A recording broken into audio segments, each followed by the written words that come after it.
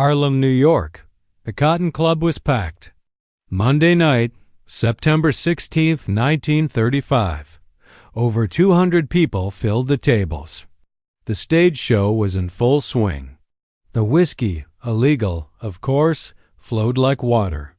The wealthy downtown crowd mixed with gangsters, politicians, and celebrities. It was the kind of night that made the Cotton Club both the most glamorous and most dangerous place in town. The music was loud. The chatter was even louder.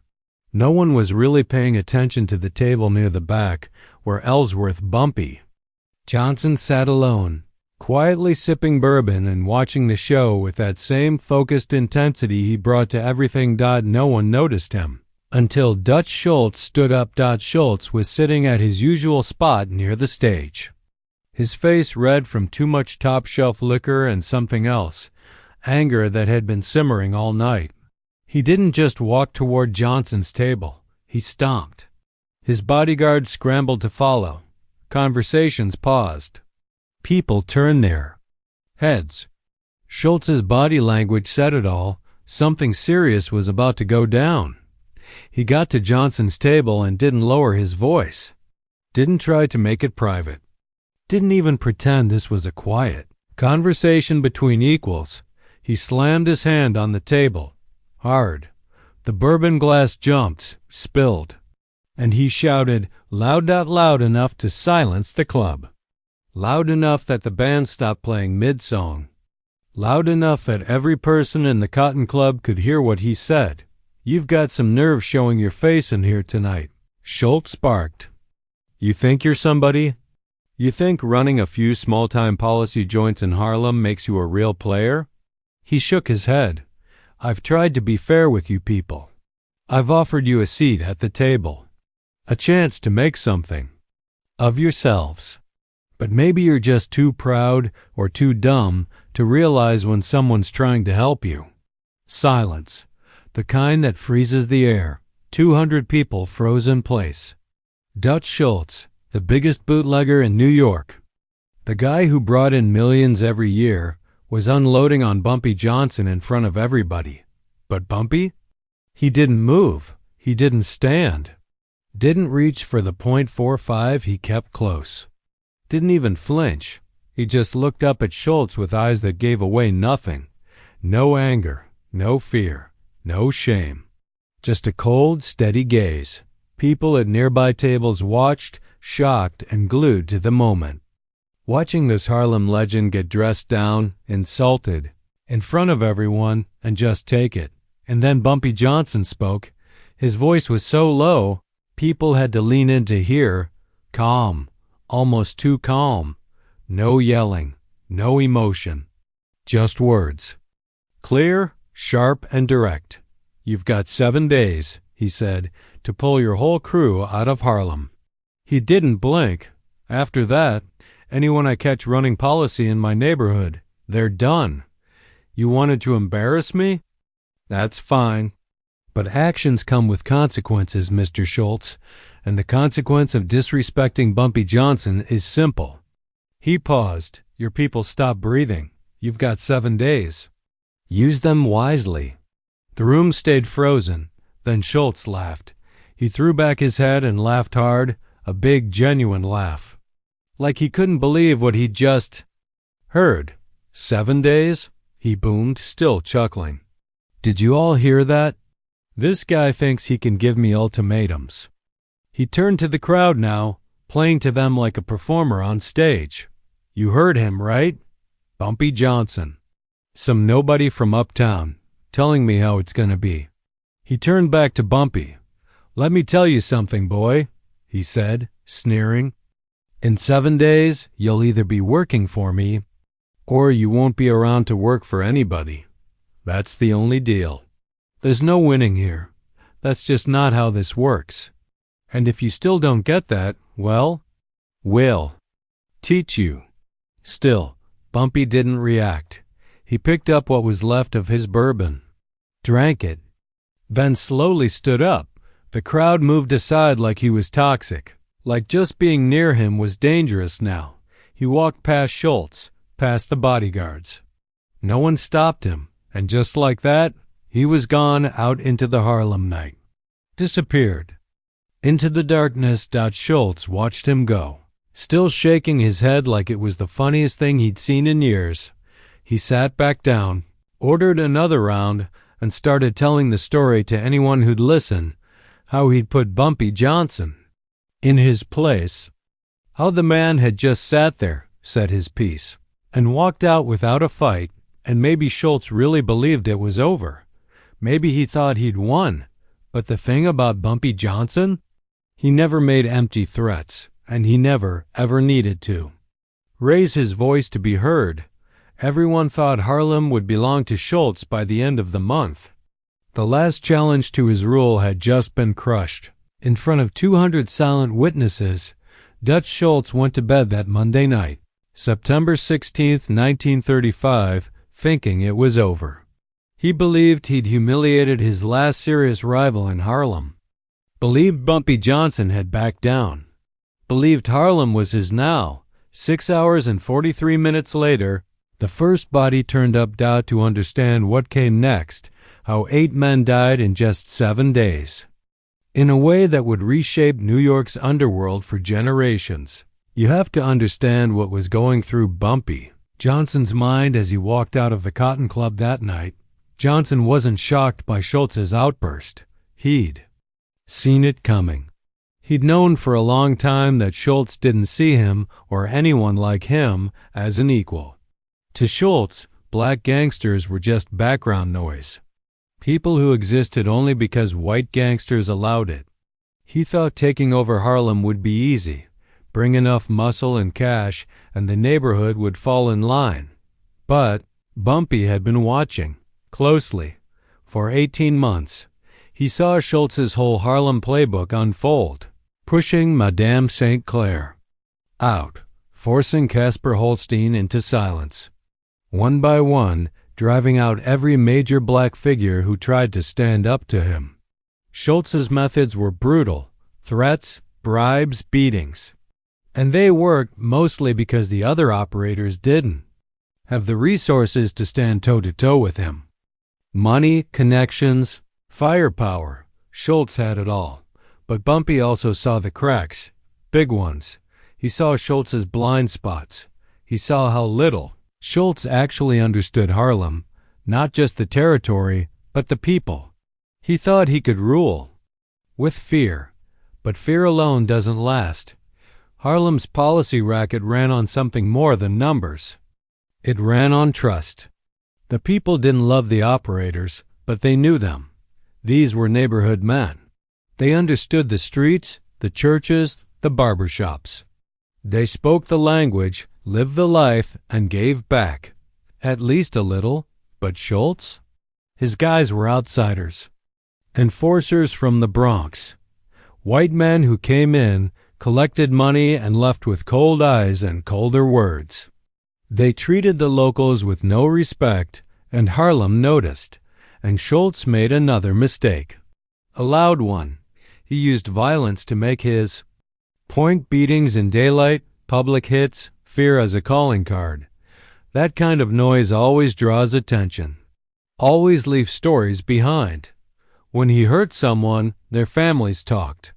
When he beat a runner, the tale traveled 10 blocks by sundown. And every story turned one more person against him. But the final mistake, the one that would cost him everything, happened at the Cotton Club, when he screamed at Bumpy Johnson in front of a crowd, using words meant to shame and degrade. He crossed a line. He made it personal. He turned a turf dispute into something bigger, into a question. Could a white gangster openly disrespect a black one and walk away untouched? By doing that, Schultz gave Bumpy something far more valuable than power. He gave him moral authority. As Bumpy walked the Harlem streets that night, heading home to West 139th Street, he wasn't just thinking about what had happened. He was plotting a response that wouldn't just settle a score. It would draw a line in the sand. That response had 3 parts. First, silence. Johnson vanished, closed his banks, made no public moves. No appearances. He disappeared so completely. Schultz's men couldn't even find him to retaliate. To Schultz, it looked like fear, looked like victory, but to Bumpy, it was a setup. Disappearing made Schultz drop his guard, made him think the fight was over. Second, precision. Bumpy wasn't going to hit Schultz himself. That would have been foolish. Schultz was too protected. Killing him would spark all-out war, not just with his crew, but with every white outfit in the city. Instead, Bumpy would go after the men who actually ran Schultz's Harlem business, the collectors, the enforcers, the policy handlers. 8 men, 8 key players. Take them out, not quietly, not randomly, but clearly, deliberately, publicly, and let it be known why. Each one would fall with a message. Harlem isn't yours. Third, the message. This couldn't just be about Schultz. This had to be about tomorrow, about every gangster, every crew, every outsider watching from the sidelines. What Bumpy was about to do had to set a rule that said, Harlem doesn't belong to whoever shows up with the biggest gun. A best dead. Rule that said, you don't get to come here, insult the people, disrespect the players, and expect it to go unanswered. It had to be clear. Not just to Schultz, but to every other power in New York. Harlem had rules. And Bumpy Johnson was about to write them, in a language every gangster understood. The message had to be unmistakable. Disrespecting black operators, using racist language, acting like superiority gave permission to humiliate others. All of it had consequences. Serious ones. This wasn't just about one insult. It was about making sure that anyone watching, especially white gangsters, understood that. Public disrespect wasn't a joke. That racial respect wasn't optional. It was survival. Bumpy Johnson reached his apartment around 1:30 a.m. early Tuesday morning. He didn't sleep. Not even for a moment. Instead, he spent the next 4 hours meeting quietly with his most trusted men. These weren't just associates. These were people who had stood beside him for years. Men who didn't ask questions.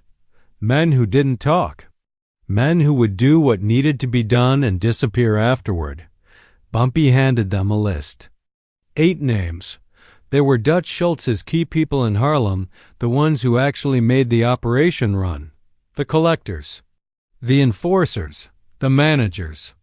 The backbone. Bumpy's instructions were calm, deliberate, and precise. These 8 men are gone in 7 days, he said. 1 per day, in this order. He told them the goal wasn't chaos. It was clarity. Each death needed to be discovered quickly. Each one needed to carry a message. The first name on the list was Vincent Mell, a collector who worked Central Harlem. Finished his routes late, predictable. Take him Tuesday night, Bumpy said, after his last stop.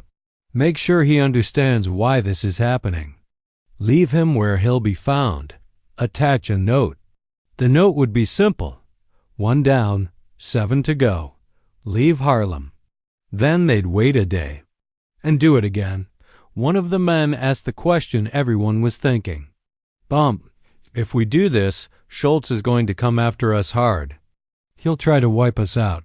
How do we survive that? Bumpy smiled, not a warm smile. A quiet one. He can't find what isn't there, he said. Starting the next morning, Bumpy would vanish.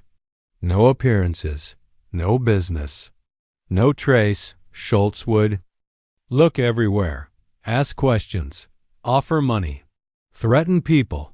But Harlem had seen what happened at the Cotton Club. They heard the words. They saw the disrespect. No one was going to help Schultz now. This isn't just business anymore, Bumpy said. This is about respect, and Harlem understands that. By sunrise, the plan was locked in, targets assigned, movements tracked, safe locations prepared. Everything handled quietly. At 6 a.m., Bumpy Johnson left his apartment with a small suitcase, got into a car driven by one of his men, and disappeared. For the next 7 days, no one outside his inner circle would see him. Dutch Schultz spent the entire week searching. He offered rewards, made threats, tried to force answers out of the neighborhood. But Bumpy Johnson had become a ghost, invisible, except through what kept happening to Schultz's people. At 6:23 a.m. Tuesday morning, Vincent Mel's body was found behind a warehouse on West 145th Street. Mel was 38 years old, one of Schultz's most reliable collectors, known for being tough, known for getting results. The message left with him was clear: 1 down, 7 to go. Leave Harlem. Mel had finished his collections late Monday night and never made his delivery. Schultz was still at the Cotton Club at the time, laughing, drinking, telling anyone who'd listen how he'd put Bumpy Johnson in his place. By morning, the laughter was gone. The countdown had begun, and Harlem was watching. Between the strikes, they asked him questions. "You know why this is happening, Vincent? You know what your boss did tonight?" He stood in front of a crowd, used words he shouldn't have, treated us like we don't matter, and you work for him. You help him take from our streets. That makes you part of it. Vincent Mel tried to bargain, said he'd quit right now, said he'd talk, said he had names, details, even money if that's what they wanted, but that wasn't the mission. This wasn't about making deals. This wasn't about leverage. This was about making an example. Something so clear, so sharp, that the 7 names still on Bumpy Johnson's list would feel it before anything touched them. When it was over, Mel was gone. And left with him was a message, one simple sentence, written in block letters on plain paper and pinned to his clothes: 1 down, 7 to go. Leave Harlem. At 6:23 a.m. on Tuesday morning, a sanitation worker named James Robertson found a heavy metal drum behind a warehouse on West 145th Street. Curious, he opened it, then staggered back in shock. The police were called. Inside the drum, they found Mel's body. The injuries made it clear this wasn't a random hit. This was intentional, message-driven, a warning. They read the note. And just like that, they understood this wasn't the end of something. It was the beginning. By 9 a.m., the word had spread through every corner of New York's underworld. Vincent Mel was gone. The note said 7 more would follow. At his Bronx headquarters, Dutch Schultz was finishing breakfast when the news reached him. At first, he brushed it off. Coincidence, maybe. Something unrelated, but when he heard about the note, the same. Words Bumpy Johnson had said 2 nights earlier, he stopped laughing. This wasn't talk. It was a promise. Schultz's reaction was exactly what you'd expect. Rage. He barked orders. Told his crew to find Johnson immediately. Told them to handle it, fast and loud. But Bumpy Johnson wasn't there to be found. His apartment was quiet. His businesses were shuttered. His people said nothing. Schultz tried everything. Sent men into the neighborhood. Flashed cash. Made threats. But Harlem wasn't talking. No one wanted to help the outsider who had stood in a nightclub and called their people names. No one wanted to assist the man now losing his grip, one operator at a time. Wednesday morning, September 18th, Dutch Schultz arrived at his office to find an envelope slipped under the door. Inside was a note: 1 down, 7 to go. Your collector is dead because you disrespected us. The next one dies today. Leave Harlem or keep counting. That afternoon at 2:15 p.m., the second body was found. Raymond Red Sullivan, discovered in an abandoned building on Lenox Avenue. 1 shot. To the back of the head. Clean. Quick. The 2 men assigned to protect him also found nearby.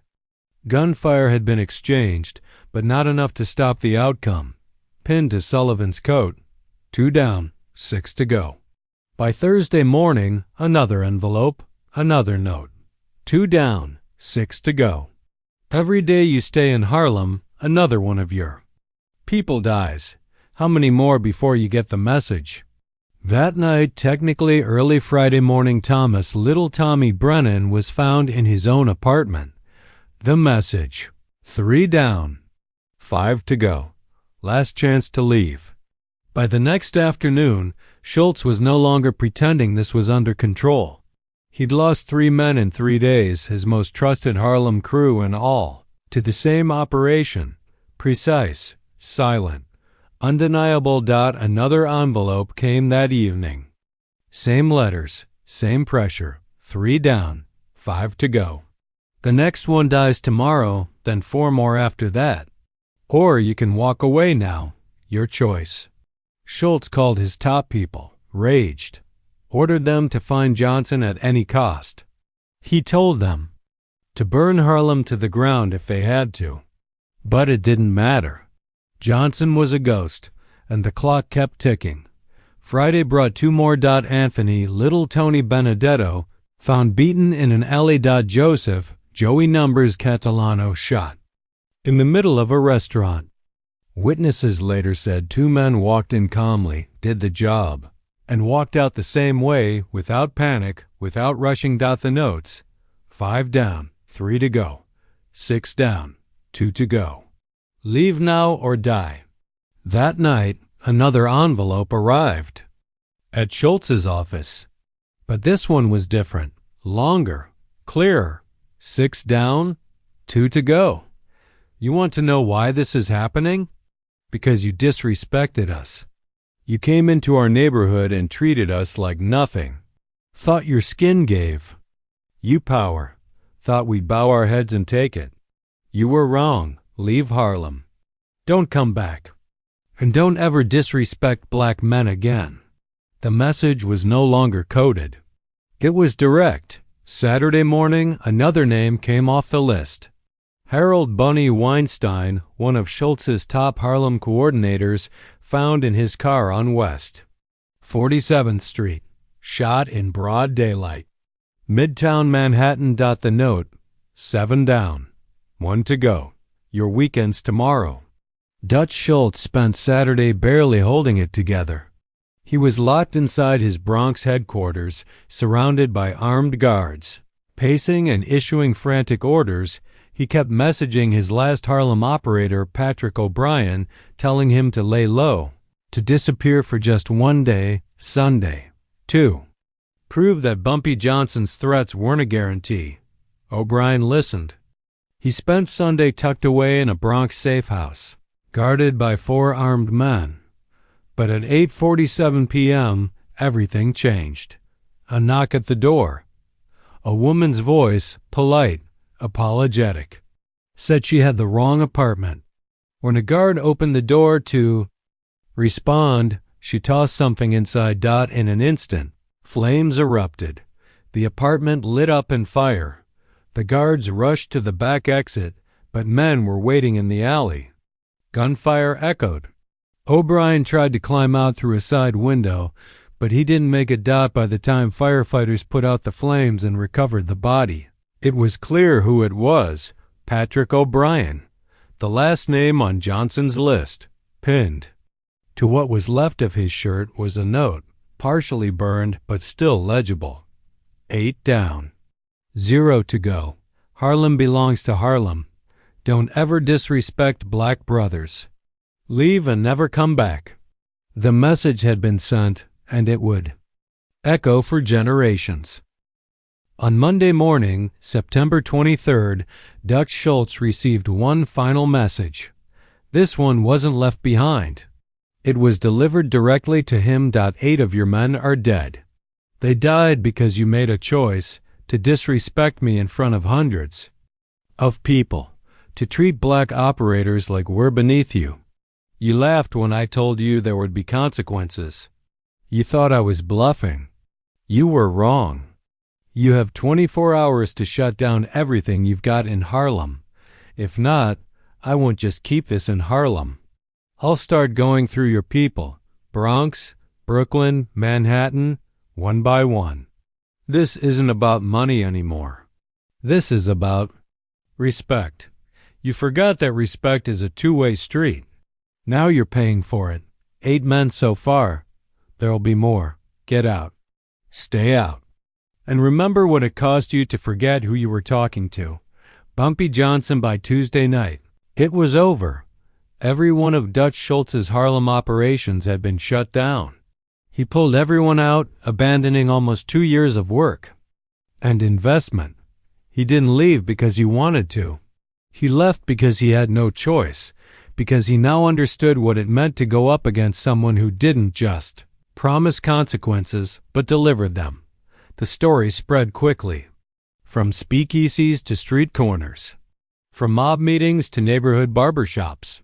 Everyone in the underworld knew what had happened. Dutch Schultz had stood in a packed nightclub, humiliated Bumpy Johnson in public, thought nothing would come of it. But 7 days later, 8 of his men were gone. And Schultz was gone from Harlem. The message was unforgettable. From that point on, white gangsters who dealt with black operators were careful with their words, careful with their tone, careful not to assume that power came from skin color alone, because everyone remembered what happened when Schultz forgot. On Tuesday, September 24th, Bumpy Johnson reappeared. Just strolled down Lenox Avenue like he'd never left. When reporters asked him about the killings, Johnson kept it simple. "I don't know anything about that," he said. "But I'll say this, Harlem protects its own. Anybody who comes into our neighborhood throwing around insults, calling us names, acting like we don't belong, they find out real quick that choices have consequences." Dutch Schultz made his choice that Monday night. He disrespected me in front of 200 people, and he paid for that choice. With 8 of his people. That's how it works. You show respect, you'll be fine. You don't? Well, you learn. Dutch Schultz never returned to Harlem, and he wouldn't be around much longer anyway. 1 month later, October 23, 1935, Schultz was shot and killed in Newark, not by Johnson, but by other white gangsters. They'd decided Schultz had become too reckless, too dangerous, too much of a liability. Bumpy Johnson? He took over Schultz's abandoned operations, grew them into an empire. But more than that, he became a symbol, not just of power, but of principle. He didn't just protect Harlem. He changed the rules, and those rules lasted for generations. Never disrespect black gangsters. Not in public. Not in private. Not if you value your life. 8 bodies in 7 days. A message written. Not in words, but in actions. And New York's underworld never forgot it.